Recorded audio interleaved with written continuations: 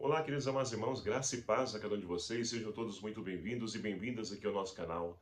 Que alegria nós temos então de poder nos reencontrar mais uma vez para juntos meditar, rezar e refletir com a palavra de Deus. Nesse domingo, dia 18 de maio de 2025, nós estamos celebrando então o quinto domingo da Páscoa. Hoje a liturgia vem nos enriquecer, nos ajudar a compreender o sentido da nossa vida. E se você então quer fazer esse encontro e compreender o sentido da sua vida, da sua existência, permaneça aqui no nosso canal, vamos até o final para que você possa então beber dessa grande graça que o Senhor tem para poder então derramar a nossos corações através da sua palavra. E a liturgia de hoje, ela nos proporciona, nós refletimos então o Evangelho de São João, no capítulo 13, versículos de 31 a 33a, depois de 34 a 35, que vai nos narrar o seguinte: Depois que Judas saiu do cenáculo, disse Jesus: Agora foi glorificado o Filho do Homem, e Deus foi glorificado nele. Se Deus foi glorificado nele, também Deus o glorificará em si mesmo, e o glorificará logo. Filhinhos, por pouco tempo estou ainda convosco. Eu vos dou um novo mandamento: amai-vos uns aos outros, como eu vos amei. Assim também vós deveis amar uns aos outros. Nisto, todos conhecerão que sois meus discípulos, se tiverdes amor um aos outros. Palavra da salvação. Glória a vós, Senhor. Caríssimos irmãos e irmãs, que alegria nós temos então de poder percorrer esse tempo pascal. É um tempo rico, é um tempo de vida nova, é um tempo então onde nós podemos então compreender como se deu gradativamente a compreensão dos discípulos e talvez até mesmo a nossa compreensão acerca da ressurreição. Nós tínhamos então, no início desse tempo pascal, os discípulos com medo, sem orientação, sem direção nas suas vidas e estavam temerosos, com medos. Mas depois Jesus aparece no meio deles, deseja a paz, envia a eles a missão. E nós estamos então acompanhando, toda essa riqueza, todo o desandar dessa carruagem, onde nós podemos então perceber que os discípulos foram assimilando pouco a pouco essa ressurreição, não como uma realidade somente pós-vida, mas a ressurreição como uma realidade já no hoje da nossa vida. E se você então quer aprofundar, nessa temática, não perca, vou deixar aqui o card aqui em cima aqui, você clica aqui e pode então aí se deliciar também dessa reflexão sobre essa vida nova da ressurreição de Cristo já no hoje da nossa vida. Pois bem, e assim então nós temos as leituras que muito nos enriquecem e nos ajudam a compreender. Nós então, já no domingo passado, o quarto domingo, onde nós tínhamos Jesus, que se denomina ele o bom pastor, que de fato ele o é. Ele é o bom pastor e nós somos chamados então a ser as suas ovelhas, mas para isso ele deu então uma direção para nós: ouvir a sua voz, ouvir a voz do bom pastor. Então, que voz nós temos ouvidos? Com certeza, essa semana tivemos a oportunidade de refletir e queremos buscar ouvir sempre a voz do pastor, porque ele nos leva a ver despastagem, ele então traz vida e vida em plenitude para cada um de nós. E assim nós vamos então percebendo que os discípulos, eles então perceberam que eram eles agora que tinham, ou melhor dizendo, foram chamados a poder então dar continuidade à missão que Jesus Cristo ele veio inaugurar na terra, mas que ele não finalizou. Agora é a igreja que está anunciando, é chamada a ser então testemunho do ressuscitado. E aí nós vamos percebendo então que Pedro e os demais discípulos puderam então compreender, e já no quarto domingo, domingo passado, nós celebrávamos então um outro personagem fantástico, para a evangelização, chamado Paulo. Hoje nós temos uma continuidade, o fim dessa primeira missão de Paulo, onde então nós vimos que eles foram então lá para Icônio, Listra e as demais cidades para poder então anunciar Jesus Cristo ressuscitado. Por quê? Ora, ele foi lá na sinagoga e os judeus não acolheram Jesus Cristo, mas ele deixou bem claro, ora, Jesus veio primeiramente para vocês, mas vocês não querem acolher? Tudo bem, e sacudiu a poeira, E assim, então, ele agora começa a evangelizar os pagãos. e mostrando para nós, queridos amados irmãos, que Deus é um Deus de todos, não é um Deus de um povo exclusivo somente, é um Deus de todos os povos, raças e nações. Aqueles que de coração aberto acolherem essa palavra e crescerem na sua fé, vão poder também fazer a experiência do ressuscitado. E assim, então, eles estão pregando. E olha só, né, a conclusão dessa missão deles. A igreja está, então, crescendo cada vez mais. Tanto que, então, por onde eles vão passando, e Paulo, ele não fica parado, preso a um lugar só. Onde tem oportunidade, ele vai evangelizar nas cidades vizinhas, territórios vizinhos, e ali, então, vai começando a florescer o quê? As comunidades, os primeiros cristãos. E assim vai crescendo esse amor entre esse povo que fizeram a experiência do ressuscitado e que vem então em Paulo, Barnabé e demais apóstolos o testemunho do Cristo ressuscitado presente na vida de cada um deles. Porque estão vivendo o amor. E aí nós podemos então compreender o evangelho que nós acabamos de ouvir. Nós temos então Jesus que ele está lá na última ceia, na quinta-feira santa, né? Por quê? Nós temos então os demais evangelistas, né? Marcos, Mateus e Lucas, que todos eles narram a instituição da Eucaristia. E João não. João ele prefere então narrar para nós, né, o que a Eucaristia ela vai exigir de nós enquanto cristãos. E assim então nós temos o lava-pés, onde Jesus então lavou os pés dos discípulos e convidou também a poder lavar os pés uns dos outros. E após isso, então, e olha que interessante, né? O Evangelho de São João, ele está carregado de sinais. E João inicia, então, para nós, esse Evangelho dizendo o seguinte, olha só. Depois que Judas saiu do cenáculo, disse Jesus. Então Judas, ele comungou do corpo de Cristo, ele participou da última ceia, ele então teve os pés lavados também por Jesus. E aí nós podemos então refletir, mas que homem fantástico foi Jesus. Por quê? Lavar os pés daquele que iria trair e entregar o seu corpo como alimento para aquele que o traiu.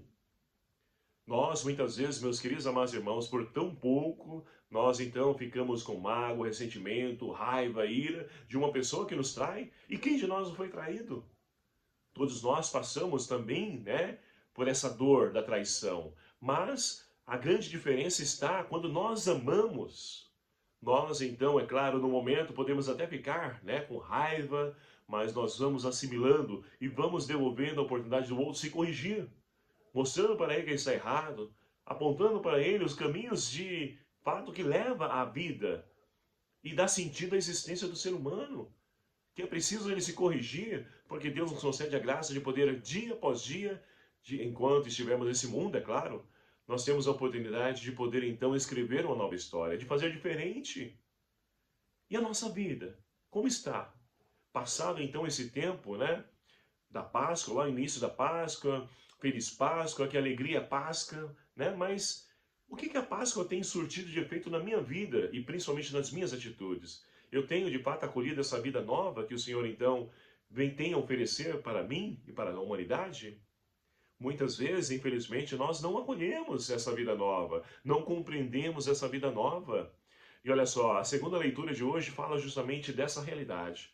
Nós temos então mais uma vez, né, essa segunda leitura extraída do livro do Apocalipse de São João. E assim então, João, mais uma vez, ele consegue vislumbrar. João está passando, só para a gente poder recordar o contexto, né, a qual foi escrito o livro do Apocalipse, João está preso na ilha de Patmos. Mas olha só, mesmo preso, privado da sua liberdade, ele consegue enxergar além da prisão, além da dor, da perseguição, do sofrimento. E ele consegue contemplar a glória de Deus. É isso que traz para nós, então, essa segunda leitura de hoje. João vê um novo céu e uma nova terra. E olha só, pois o primeiro céu e a primeira terra passaram e o mar, que significa, né, na Bíblia, o mal, já não existe. Olha que linda essa leitura para nós. Muitas pessoas, ao ler o livro do Apocalipse, sentem medo, né? Mas é um livro que traz esperança para nós. Porque, como disse, repito, é um livro escrito num tempo de perseguição, né, da igreja, e João também está preso e está passando por essa dificuldade. E assim, então, ele consegue enxergar além dessa realidade. E assim, ele tem essa oportunidade de poder vislumbrar essa grande Jerusalém celeste vindo do alto, descendo de cima, para poder então unificar todos os povos, raças e nações. Meus queridos amados irmãos, que maravilha deve ter sido essa visão, né, de João. E que maravilha porque nós vamos então nos colocando no lugar de João e vamos então ali entrando nessa leitura e nós podemos então perceber que esse é o sonho de cada um de nós, enquanto seres humanos. Olha só, essa é a morada de Deus entre os homens. Deus sempre quis estar entre nós. Mas, infelizmente, nossos primeiros pais, o paraíso, Adão e Eva, eles romperam essa aliança, essa comunhão com Deus. Mas Deus mesmo assim insistiu e veio então ali enviando profetas para ser a sua voz. E chegada a plenitude dos tempos, envia o seu Filho Jesus Cristo, que se fez um entre nós, para poder então novamente selar essa aliança de Deus para com a humanidade. Mas Jesus Cristo, ele foi morto, mas ressuscitou e contempla, né, a face do Pai, está junto do Pai. E assim, então, nós também podemos percorrer esse mesmo caminho.